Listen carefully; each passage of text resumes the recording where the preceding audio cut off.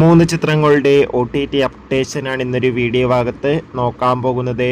ആദ്യമായി അറിയിക്കാൻ പോകുന്നത് തരുൺ മൂർത്തിയുടെ സംവിധാനത്തിൽ മോഹൻലാൽ, ശോഭന എന്നൊക്കെ പ്രധാന കഥാപാത്രങ്ങളായെത്തിയ ചിത്രമായിരുന്നു തുടരും. ചിത്രത്തിന് ഇപ്പോഴും നല്ല മികച്ച പോസിറ്റീവ് റെസ്പോൺസാണ് പുറത്തുവന്നുകൊണ്ടിരിക്കുന്നത്.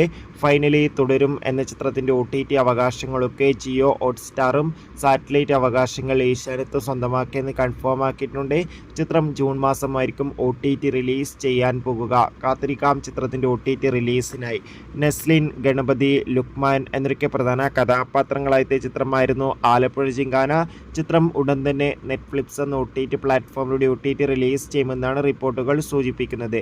ദിലീപ്, ജോണി ആൻ്റണി, സിദ്ദീഖ്, ദിവ്യ പിള്ളെ എന്നൊക്കെ പ്രധാന കഥാപാത്രങ്ങളായെത്തിയ ചിത്രമായിരുന്നു പ്രിൻസ് ആൻഡ് ഫാമിലി. ചിത്രത്തിന് അത്യാവശ്യം മികച്ച അഭിപ്രായമാണ് ഇപ്പോഴും പുറത്തുവന്നുകൊണ്ടിരിക്കുന്നത്.